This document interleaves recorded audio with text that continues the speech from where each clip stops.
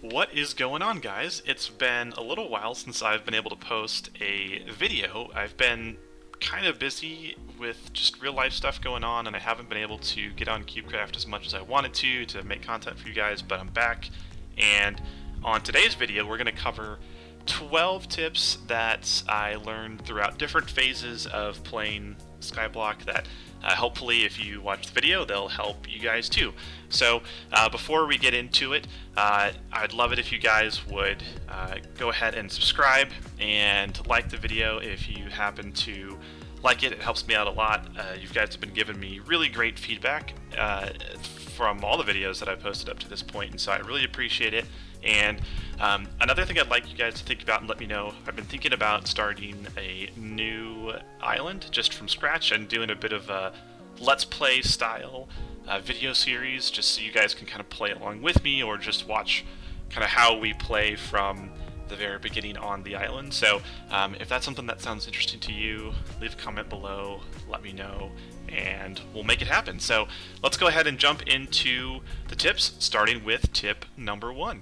Alright, so this one's pretty quick and straightforward, but it's still really good to know as you are getting started on Cubecraft. And tip number 1 is hostile mobs do not naturally spawn. So what that means is when you first start off, as you're building up your platform for your island, you don't really need to worry about placing torches down.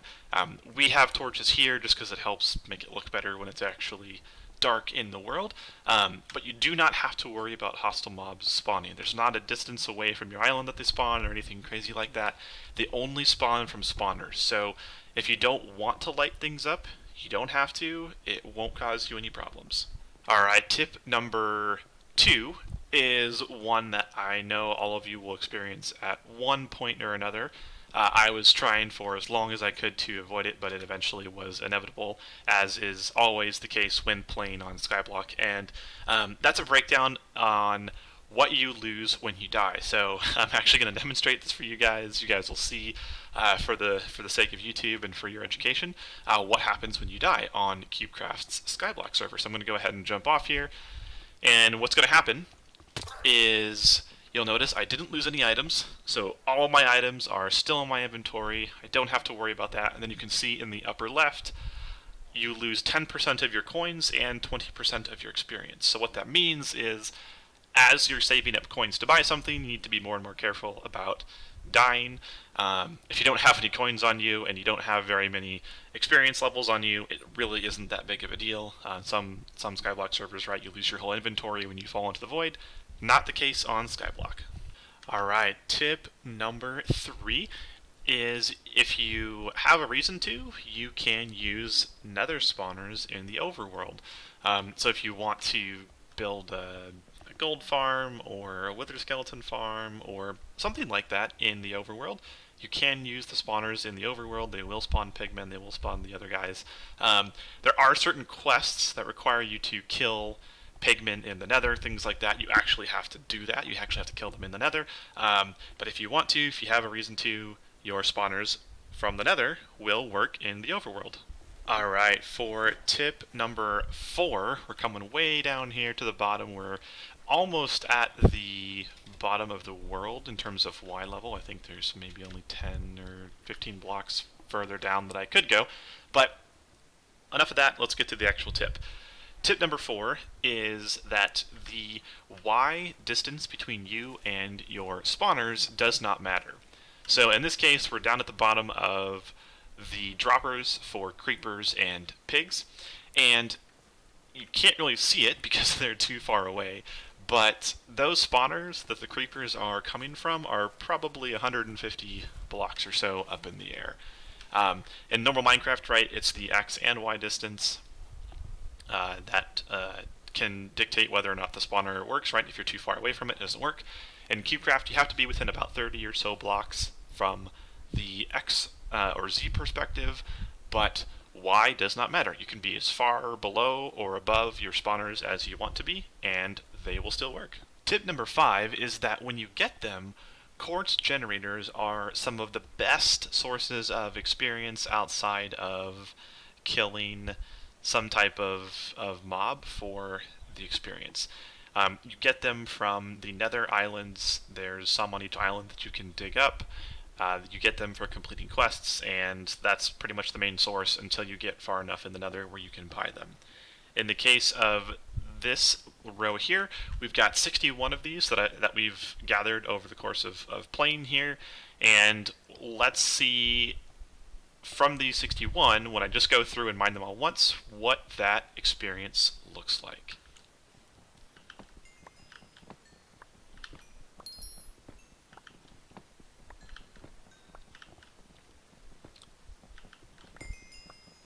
So if you look at this, I'm just getting tons of experience.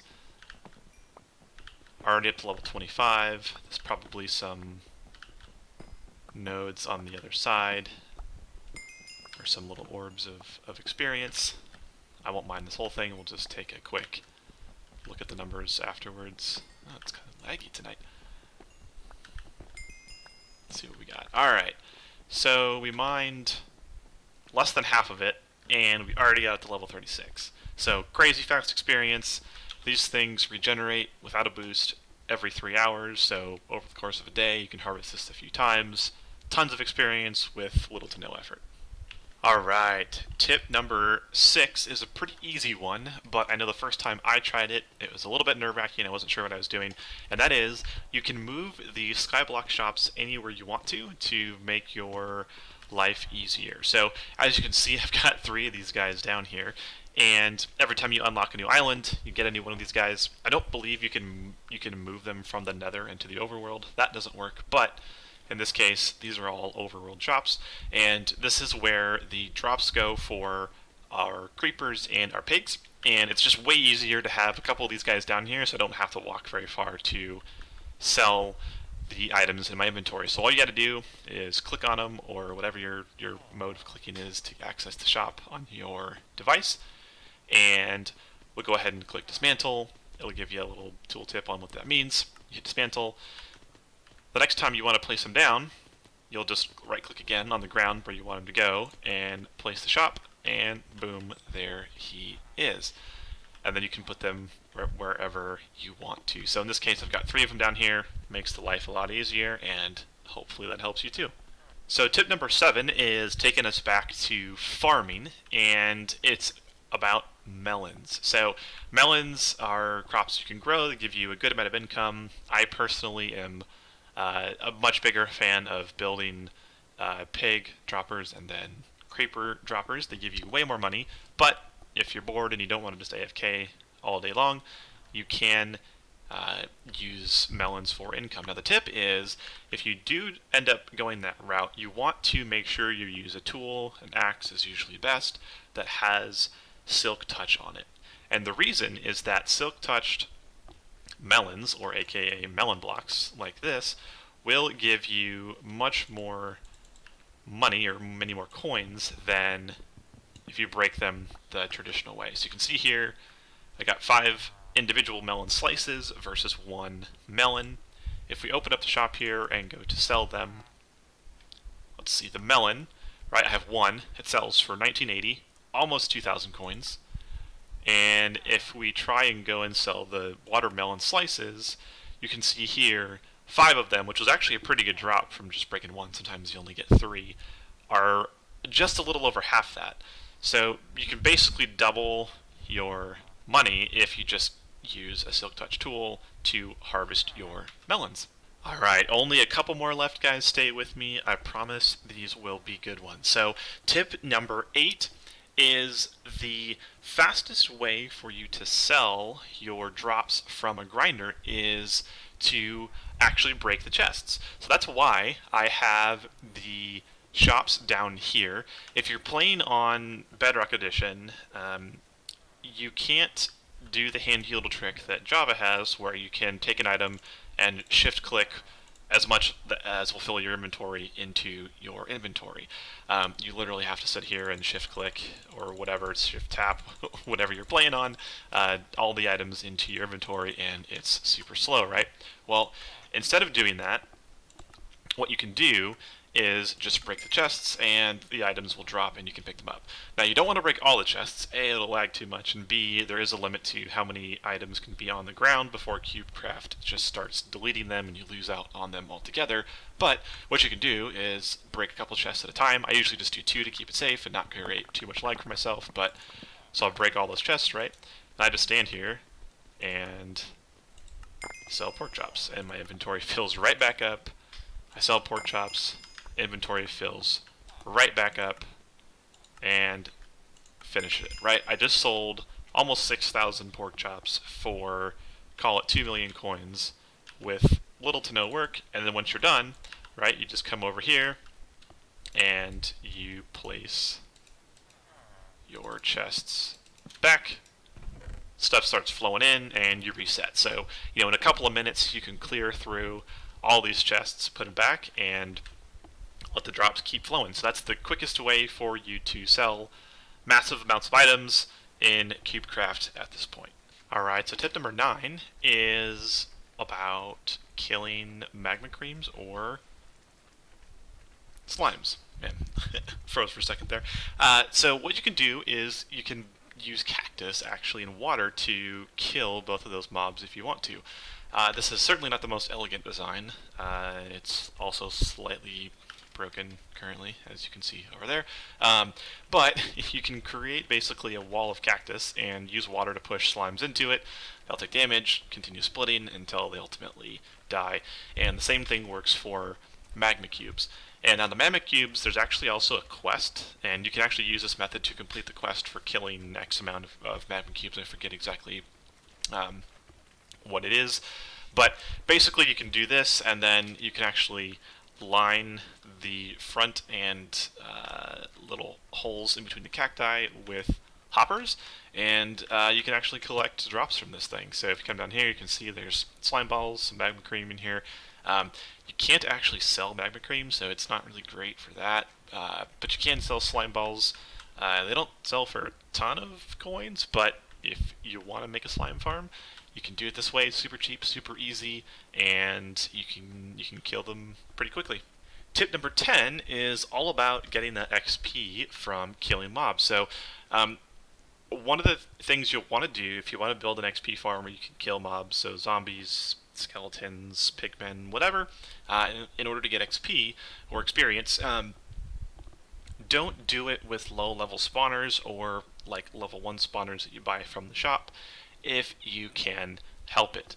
So this right here is my zombie XP grinder, and up there are, I think 16 or 20, I think 20, level 30 zombie spawners. And if you want to know how to make this, I have a separate video on it. You can go check it out. It's step by step and with all the info on what you need to do to build this. But it's turned off right now, so they just fall into the voids. They don't cause too much lag. But the reason this is all important is if you use a spawner that's leveled up. So in this case, I have a pigman spawner. It is level 32. If we click on this, we'll see that the experience drop is 37.55. And basically what that means is, on average, killing a pigman from the spawner gives you 37 times the experience that a normal one does. So you can really rack up the experience really quickly by going that route. So up there's 20 of them. There's 20 times, let's call it 30, right? That's like 600 times the experience that I would get for every single round of zombies that I kill. Super efficient way to get experience. Again, if you can't afford to level up spawners that high, that's a different story. Kind of go as you can. But once you get closer to the end game, don't try to build a farm with level 1 spawners. It's going to take you forever to level up. Alright, tip number 11 is all about AFKing on the Skyblock world.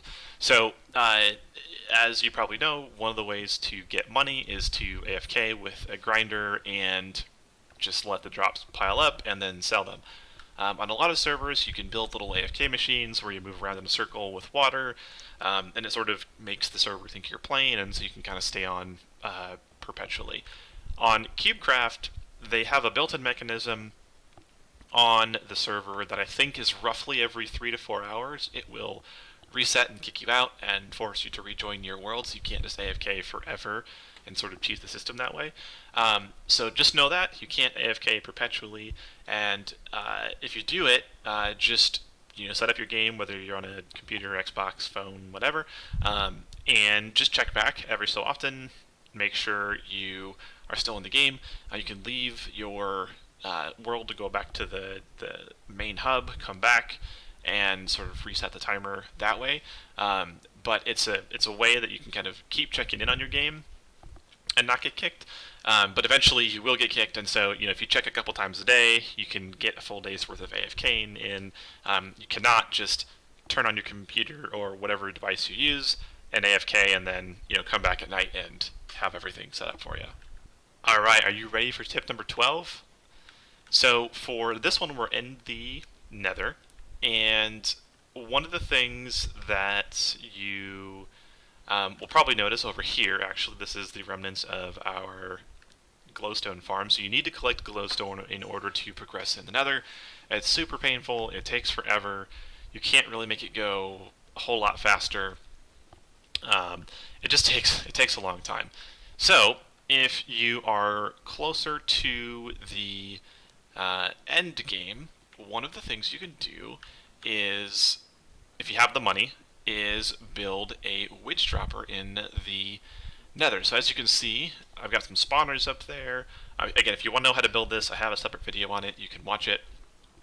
But we've got witches that spawn up there, and if you come down here, what you'll see is they are falling onto a big platform of hoppers. It's probably a little bit bigger than it actually has to be, but it does the job. And basically what this does is it will actually collect the glowstone for you if they happen to drop it. And it actually counts for the quest. So if you do want to spend some time AFK and want to progress in the Nether, this is a fantastic way to do it, because I personally hated the grind that is the cutting down of the glowstone trees, and this is a way to get some of that progress. So it's not the fastest by any means, but it works, and you can progress. I actually unlocked 2 of the Nether islands using this method, so it definitely worked for us, and I hope it helps you too. So that's going to be it for the 12 tips today, guys. I hope it was helpful. I have another tips video if you're interested in learning some more, but these are some additional tips that I've just sort of written down over time as we've played, and things that some of them I wish I knew earlier on, others they've just been helpful as we've continued to progress in our world. So hopefully you found this helpful. Again, give the video a like if you liked it. Feel free to subscribe if you enjoy the content in general and like videos similar to this. There will certainly be more coming in the future. I appreciate all the support again, guys, and I will catch you in the next video.